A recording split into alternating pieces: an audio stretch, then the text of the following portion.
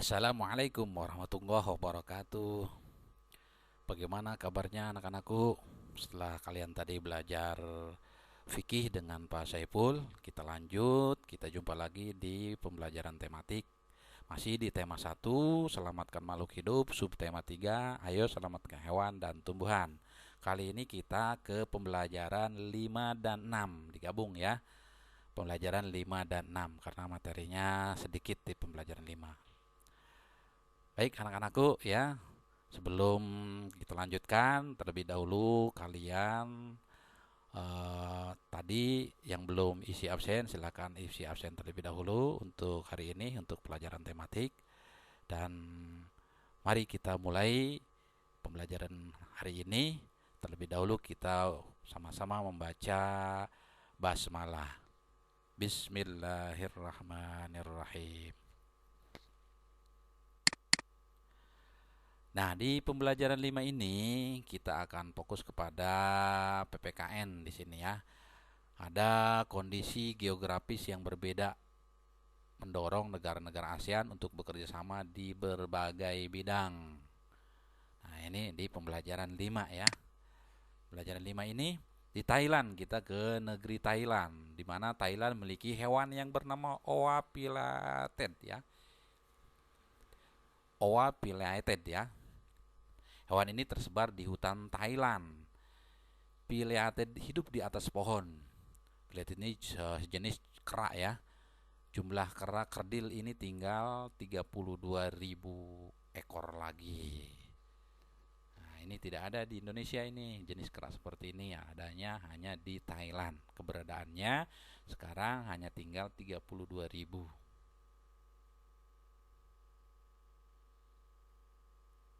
Namanya apa anak-anakku? Pileated ya.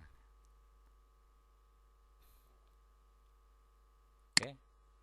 Kemudian negara-negara ASEAN memiliki flora dan fauna langka. Flora dan fauna langka. Bacalah teks berikut dalam hati. Bunga Raplesia hidup di Taman Nasional Bengkulu. Bunga ini mempunyai ukuran diameter bunga hampir mencapai 1 meter. Bunga Raplesia disebut juga bunga bangkai karena baunya yang sangat kuat.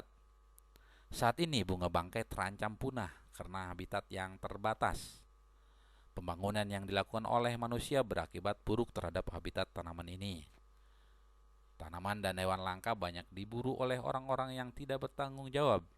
Indonesia dan negara-negara yang tergabung di ASEAN bekerjasama untuk ikut melestarikan flora dan fauna langka. Negara-negara di Asia Tenggara yang bernaung di bawah ASEAN memiliki kesamaan geografis. Oleh sebab itu banyak persamaan dari sisi budaya, flora, fauna, kegiatan ekonomi dan politiknya. Kekayaan alam dan budaya negara-negara ASEAN sangat menarik perhatian negara lain. Oke, ini tentang bunga Raplesia yang ada di Taman Nasional Bengkulu. Ada negara kita ini ya, namanya bunga Raplesia atau juga disebut bunga bangkai.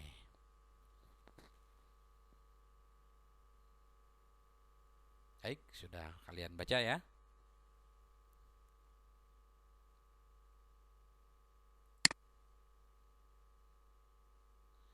Nah, itu materi di pembelajaran 5 tadi ya. Jadi tentang keanekaragaman flora dan fauna yang berada di negara-negara ASEAN. Yang pertama tadi adalah di Thailand, ada fauna ya. Yang kedua di negara kita Indonesia ada uh, Raplesia atau bunga bangkai. Jadi masing-masing negara punya keunikan dan punya letak geografis yang sama namun berbeda.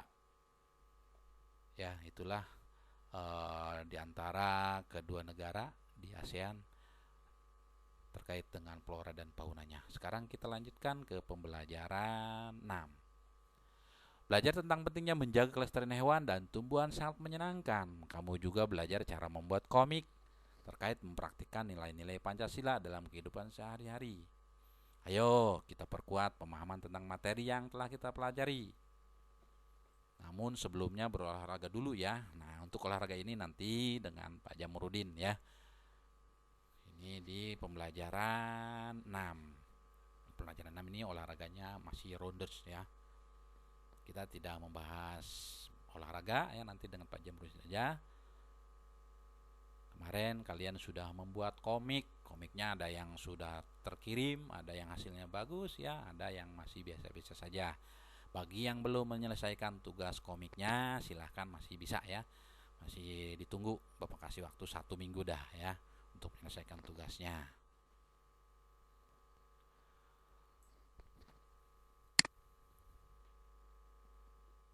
Ayo membaca. Di sini ada tumbuhan yang ada di mana nih ya?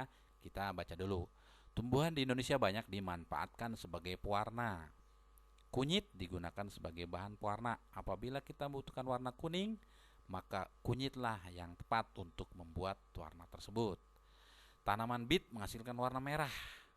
Warna hijau dapat diperoleh dari sawi dan pandan. Tahukah kamu bahwa selain menghasilkan warna hijau, pandan juga memiliki aroma yang wangi? Nah, ini tentang tumbuhan yang ada di Indonesia. Ada kunyit dengan ciri khasnya kuning warnanya, kemudian ada pandan, ciri khasnya wangi dan berwarna hijau. Kemudian bisa juga sawi ya dengan warna hijau. Ada juga bit warna merah ya, tanaman bit. Selanjutnya, ayo baca teks berikut dalam hati. Nah, di sini daun pandan yang wangi. Daun pandan adalah tumbuhan semak. Daun ini banyak tumbuh di negara-negara Asia Tenggara. Di Indonesia, tanaman pandan disebut dengan nama pandan wangi atau pandan rampe. Penduduk Thailand menyebutnya dengan nama bai toi. Bai toi ya. Lucu ya namanya bai toi. Di Vietnam daun pandan dikenal sebagai la dua. Wah, la dua ini ya. Di Vietnam la dua. Helai daun pandan berbentuk pita, tipis, licin dan berujung runcing.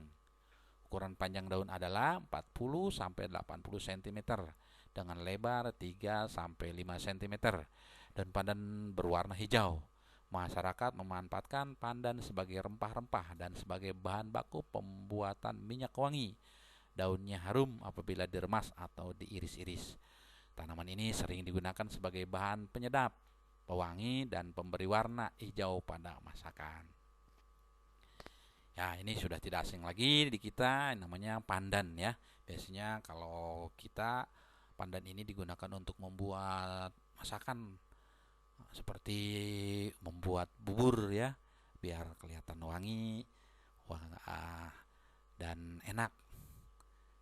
Jadi menghilangkan bau amis ya. Pandan ini ya. Jadi ternyata bukan hanya di Indonesia, di Vietnam juga ada ya. Tapi namanya berbeda, namanya la dua kalau di Vietnam. Kalau di Thailand bai toi namanya ya, anak-anakku. Oke, sudah kalian baca? Selanjutnya yang kedua, itu teks yang pertama ya, kemudian yang kedua. Harimau Sumatera hampir punah karena hilangnya habitat. Berkurang jumlah jenis mangsa dan perburuan. Jumlah harimau Sumatera saat ini berkisar 400 ekor. Mereka hidup di dataran rendah, lahan gambut, dan hutan hujan pegunungan. Harimau Sumatera bertubuh paling kecil dibandingkan jenis harimau yang hidup saat ini. Harimau jantan dewasa memiliki tinggi hingga 60 cm. Ukuran panjang hewan ini dari kepala hingga kaki mencapai 250 cm dan berat hingga 140 kg. Harimau betina memiliki panjang rata-rata 198 cm dan berat hingga 91 kg. Warna kulit harimau Sumatera merupakan yang paling gelap dari seluruh harimau, mulai dari kuning kemerah-merahan hingga orange tua. Inilah bacaan teks harimau Sumatera. Nanti seperti biasa kalian menyimpulkan dari teks-teks yang tadi dibaca, Yang pertama yaitu tentang Pandanwangi, yang kedua tentang harimau ini. Ya, kalian buat kesimpulannya dari dua teks tersebut ya. Apa saja isi daripada teks ini ya, kesimpulannya. Gimana, sudah paham anak-anakku ya? Dari bacaan ini dibuat kesimpulannya. Nah, ya, tulislah kesimpulan pada tempat yang disediakan. Boleh di kertas HPS ataupun di buku tulisnya.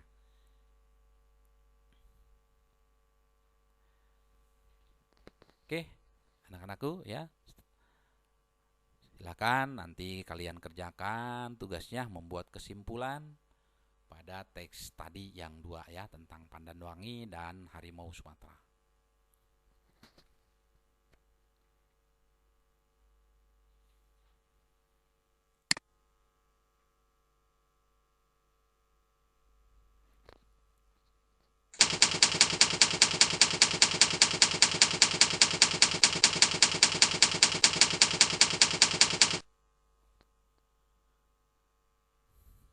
Akhirnya kita akhiri pembelajaran kali ini ya, dengan sama-sama membaca hamdalah. Alhamdulillahirabbil alamin. Sampai jumpa lagi. Nanti insya Allah besok kita akan literasi membaca, khusus nanti untuk membaca ya. Ada beberapa teks bacaan ya, kita akan membaca bersama. Kemudian nanti dilanjutkan insya Allah besok kita akan ulangan harian di subtema 3, tema 1 subtema 3. Terima kasih anak-anakku, tetap semangat ya. Jangan lupa sholat 5 waktu, mengaji, bantu orang tua ya. Sekian dari Bapak. Wassalamualaikum warahmatullahi wabarakatuh.